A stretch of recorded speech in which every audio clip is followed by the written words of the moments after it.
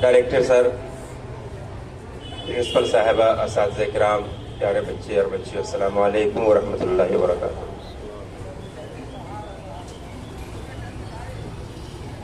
جانے والا نہیں آتا لیکن ان کی یاد آتی رہتی ہے۔ جانے والوں میں ایسا ہی ایک بڑا نام، بڑی شخصیت ٹیپو سلطان شہید علیہ الرحمہ کی ہے،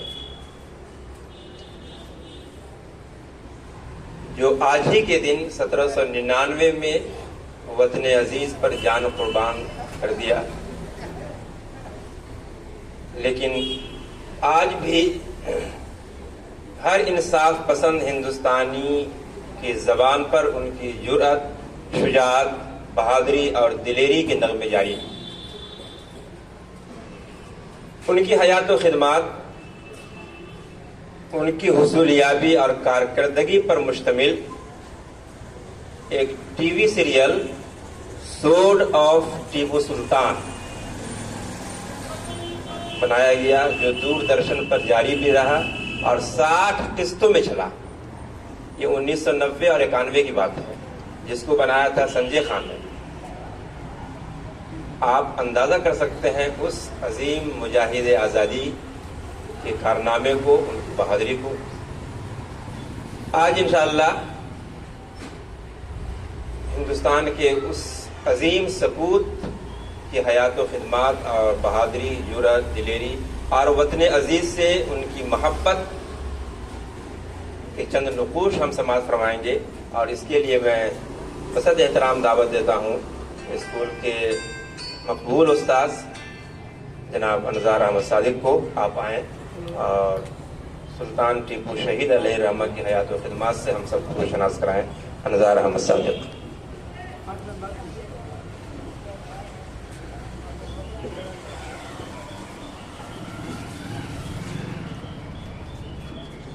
السلام علیکم ورحمۃ اللہ وبرکاتہ۔ اساتذہ کرام، عزیز طلبہ و طالبات، اقبال نے کبھی کہا تھا، ہزاروں سال نرگس اپنی بے نوری پہ روتی ہے، بڑی مشکل سے ہوتا ہے چمن میں دیدور پیدا۔ عزیز بچوں، کچھ کردار ہمیشہ زندہ رہتے ہیں، ان میں ایک اہم نام شیر میسور ٹیپو سلطان کا بھی ہے، جنہوں نے انگریزوں کے سامنے سر تسلیم خم کرنے کی بجائے جام شہادت نوش فرمایا، جن کی شخصیت کا ہر پہلو پرشکوہ جلال و جمال کے ساتھ کھڑا نظر آتا ہے۔ انہوں نے جس قسم کی بے دریغ قربانیاں پیش کی ہیں، وہ تاریخ کے پنوں میں محفوظ کر لی گئی ہیں، جو آج بھی ہمارے لیے مشعل راہ ہے۔ سلطان حیدر علی کے بیٹے سلطان فتح علی ٹیپو کی پیدائش 20 نومبر 1750 عیسوی میں دیوا نہالی میں ہوئی۔ آپ کو تقریباً 7 زبانیں آتی تھی اور سائنسی علوم میں بھی مہارت رکھتے تھے۔ یہ امر خوشگوار حیرت کا سبب ہے کہ دنیا میں راکٹ سازی اور میزائل ٹیکنالوجی کے موجد ٹیپو سلطان ہیں، جنہوں نے 1792 میں اس ٹیکنالوجی کا استعمال کر کے دشمن کو شکست دی۔ اتنی طاقت حاصل کرنے کے باوجود ظاہری چمک دمک سے دور تھے اور سادہ زندگی بسر کیا کرتے تھے۔ بادشاہ ہونے کے باوجود زمین پر کھدر، چٹائی اور بوریا بچھا کر سو جایا کرتے تھے۔ سلطان فتح علی ٹیپو کی سلطنت 80,000 مربع میل پر پھیلی ہوئی تھی، جبکہ فوجیوں کی تعداد 88,000 تھی۔ سلطان نے سری رنگا پٹم میں ایک یونیورسٹی جامع الامور کے نام سے قائم کی، جہاں دینی واسع علوم سکھائے جاتے تھے۔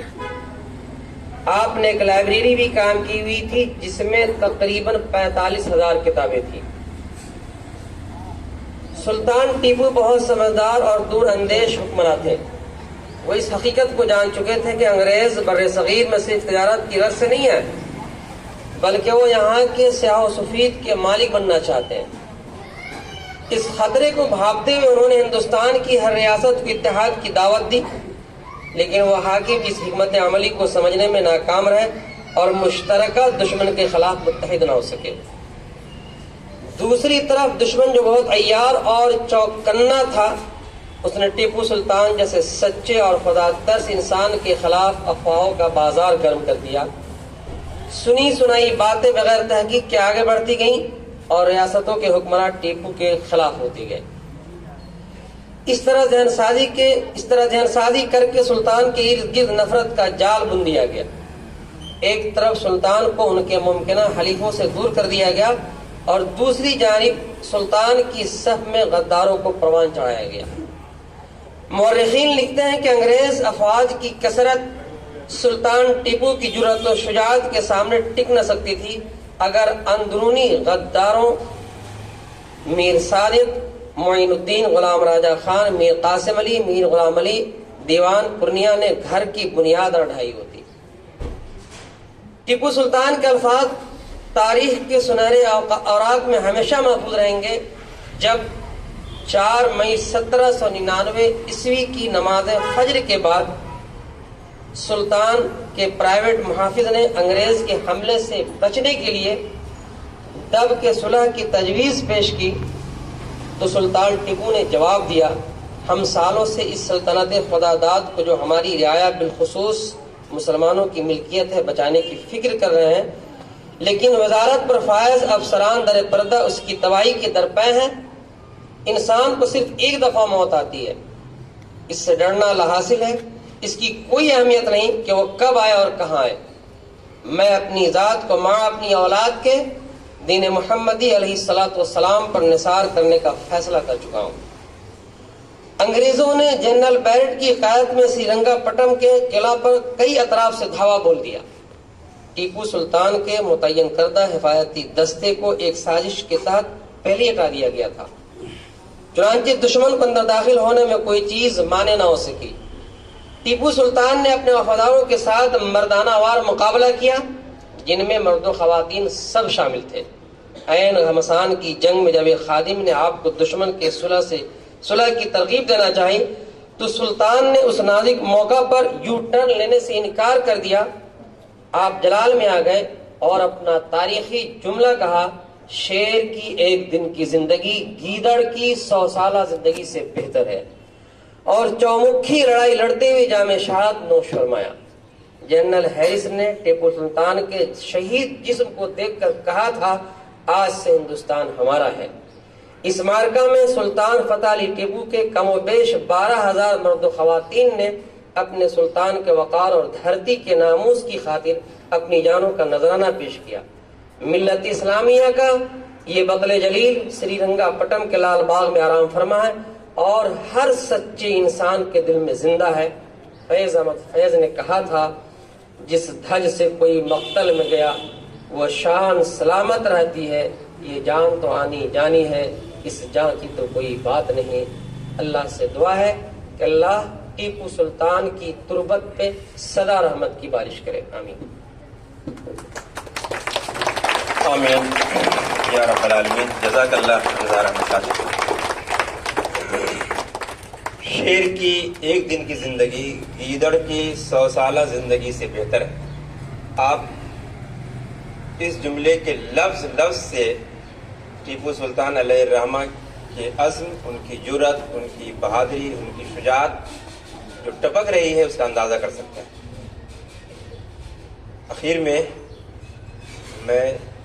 تمام ہندوستانیوں کی طرف سے اس عظیم مجاہد کو اور ان کے علاوہ تمام مجاہدین آزادی کو خراج پیش کرتا ہوں اور امید کرتا ہوں، رب سے دعا بھی کرتا ہوں، ان عظیم مجاہدوں نے جو ہندوستان کو بنانے کا خواب دیکھا تھا، سپنا دیکھا تھا، وہ شرمندہ تعبیر ہو، آمین۔ اور اب اختتامی دعا کے ساتھ عفیفہ قمر۔